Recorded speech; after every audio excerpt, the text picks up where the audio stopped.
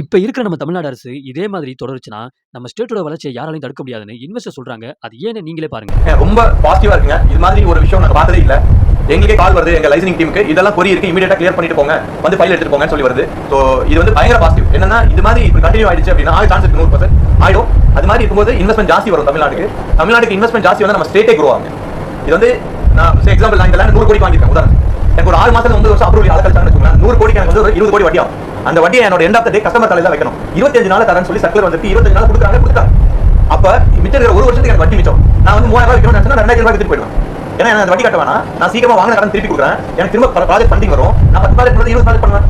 So customer எல்லாரும் என்ன பண்ணுவாங்க, நீங்க போய் சப்போஸ் நான் 3000 சொல்றேன் வச்சுங்க, 1800 ரூபாய்க்கு நீங்க ஒரு கோல்ட்ல போட்டா எனக்கு கொஞ்சம் ப்ராஃபிட் வரும்னு நினைக்கலாம், இல்ல ஷேர் மார்க்கெட்ல போடலாம், இல்ல மியூச்சுவல் ஃபண்ட்ல போடலாம். ஸ்டேட் கவர்மெண்ட்க்கு என்ன ரெவென்யூ இருக்கும் இருக்கா? 25 நாள் அப்ரூவ் கொடுத்துட்டாங்கன்னா எனக்கு வட்டி கட்டுற காசெல்லாம் கழிச்சிட்டு நான் 2000 ரூபாய் விற்கிறேன். நீங்க 2000 ரூபாய் வாங்கினா நாளைக்கு நீங்க வாங்குற அன்னைக்கே state government revenue, stamp duty revenue வந்துரும். அது வீடு கட்டும்போது ஜிஎஸ்டி ரெவென்யூ வந்துரும். சோ ப்ராப்பர்ட்டி லேண்ட் வந்து ப்ராப்பர்ட்டியா மாறணும், ப்ராப்பர்ட்டி டாக்ஸ் 100 ரூபாய் 1000 ரூபாய் ஆயிடும். சோ ஸ்டேட்டுக்கு ரெவென்யூ. இது வந்து பயங்கர பாசிட்டிவ்.